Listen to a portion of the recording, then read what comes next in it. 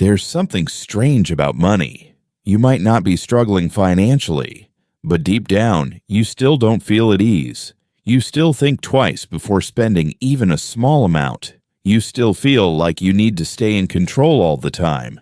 And sometimes, you don't even understand why you always feel a little off, even though your life looks fine on the outside. I've realized something. A lot of people aren't actually lacking money. They're lacking something else. They just can't name it. Most people don't realize this. The anxiety around money doesn't come from the number in your bank account. It comes from how you experience money every day. A simple example. You open your phone and see you still have money in your account. But right after that, your mind starts running. How many bills do I still have this month? What if something unexpected happens?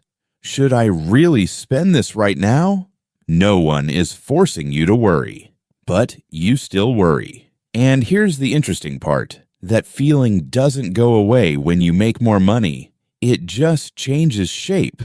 Main idea nine. Sus, you're not controlling money. You're trying to control anxiety. I've noticed something that very few people say out loud. A lot of money management behaviors aren't really about managing money. They're about reducing internal anxiety. You check your bank account multiple times a day, not because you need the exact number, but because you want to make sure everything is still okay. You hesitate before buying something, not because it's expensive, but because you're afraid of the feeling that you might be making a mistake. You delay financial decisions, not because you lack information, but because you're not sure you can handle the consequences if you're wrong. And here's the interesting part. The more you try to control things, the more out of control you feel, because anxiety doesn't disappear just because you manage money better. It just goes quiet for a while and then comes back. A very everyday example. Someone saves money every single month. Very disciplined, very consistent, but whenever they actually need to use that money, they feel extremely uncomfortable, almost like they're doing something wrong, even though that's exactly what the money was for. Why? Because in their mind, money isn't a tool.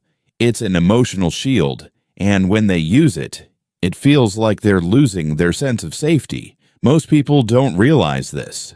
What they're protecting isn't the money. It's the feeling that I'm still okay.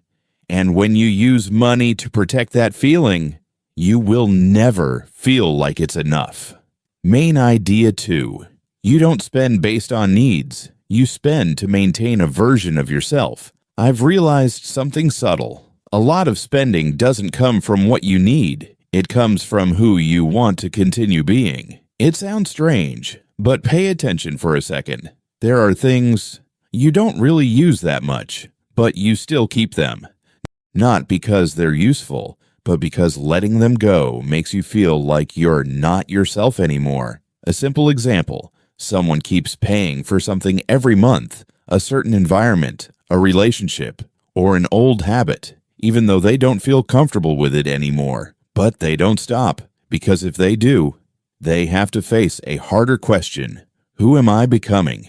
And here's the interesting part. Spending isn't always about material things. It's about identity. You're not just paying for something.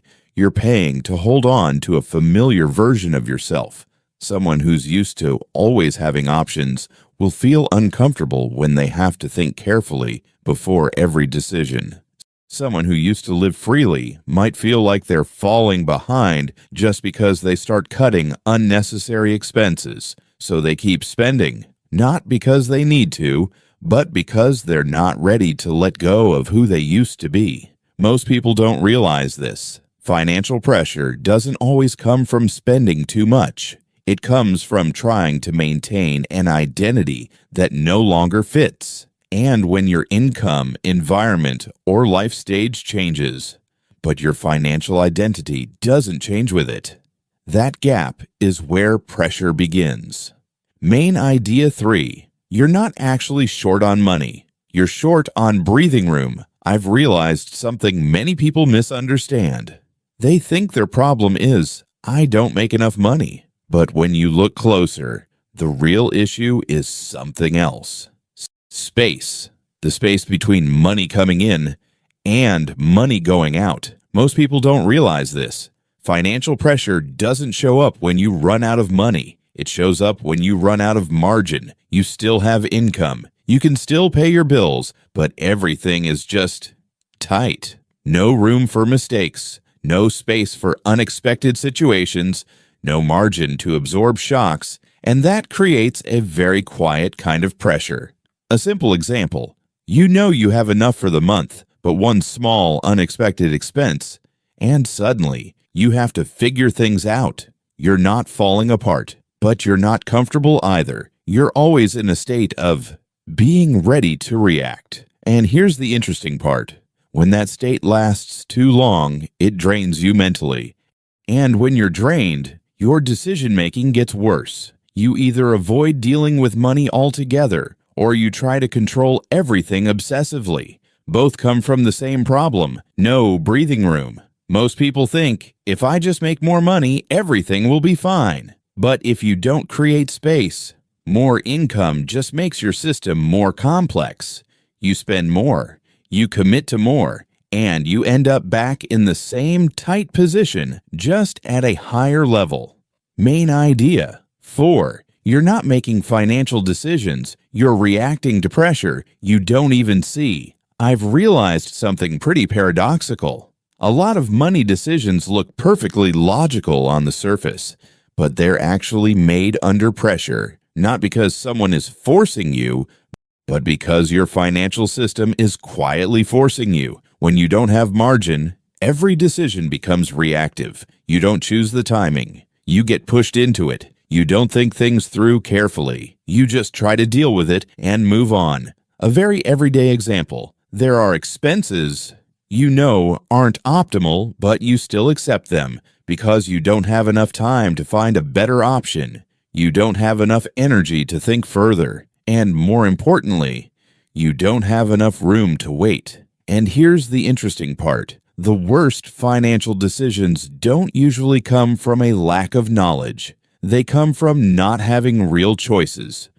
When your income is just enough, when your expenses are fixed, when everything is already locked in, you're not making decisions anymore. You're just handling situations. Most people don't realize this. The feeling that I'm in control of my finances is often just an illusion, because if you can't delay a decision, you're not really in control. You're just reacting faster. And the more you react, the more drained you become. The more drained you are, the worse your decisions get. A very quiet loop. Main idea 5. You're not really afraid of losing money. You're afraid of losing options. I've realized something very few people say clearly. The fear around money is rarely about the number itself. It's about the feeling of being trapped. You're not afraid of spending money. You're afraid that after you spend it, you won't have options left. You're not afraid of a temporary drop in income. You're afraid you won't be able to adjust when things change. And here's the interesting part. 2 people can have the same amount of money, but feel completely different about their finances. One feels calm. The other feels constantly stressed. The difference isn't the money. It's the number of choices they feel they have. A simple example. Someone has savings, but they're afraid to use it. Not because it's too small, but because in their mind, if I use this, what options do I have left? On the other hand, someone else can spend calmly because they trust that if something happens, they'll figure it out.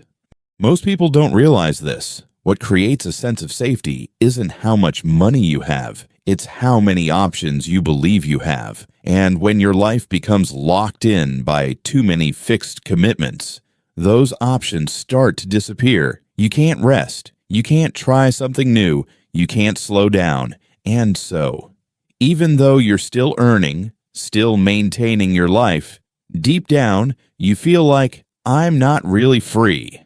Main idea. 6. You don't lose money because you spend. You lose money because you stop noticing. I've realized something very subtle.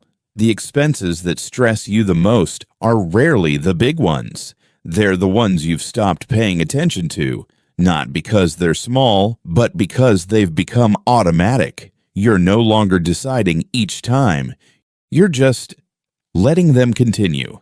A simple example: there are things you signed up for a long time ago. At first, you thought carefully about them, but after a few months, you forget why you kept them. They're still there, every month, quietly charging you. Not big enough to force you to stop, but consistent enough to build invisible pressure over time. And here's the interesting part. These unnoticed expenses don't hurt immediately because you don't actually feel the act of spending. No decision, no hesitation, no sense of losing money. And because of that, you don't react. Most people don't realize this. Money doesn't just leave when you spend it. It leaves when you stop paying attention. When something becomes normal, it stops being questioned. And once it's no longer questioned, it can stay there for a very long time. A strange paradox. You might think carefully before buying something new, but you almost never review what's already there. And yet, those existing things are what quietly shape your finances every day. I've realized something very clearly after watching how people live with money. The problem is rarely how much you earn. It's how you feel and interact with money every day. You try to control things. Because you feel anxious, you keep spending because you are not ready to change. You feel constant pressure because you have no margin. You react because you have no real choices. And you lose money because you've stopped noticing certain things. None of this happens all at once. It builds up slowly, almost invisibly. And here's the interesting part. Once you start to see these patterns clearly, you don't have to change everything right away. Just being aware of where you are means you're already starting to regain your choices. And that is the real starting point. If you saw yourself in any part of this video, you don't need to fix everything. Just pick one thing and look at it a little more clearly. And if you want to understand more deeply how money actually affects your thinking and behavior, consider subscribing. We'll keep exploring the things you've always thought were normal but are actually shaping your entire financial life.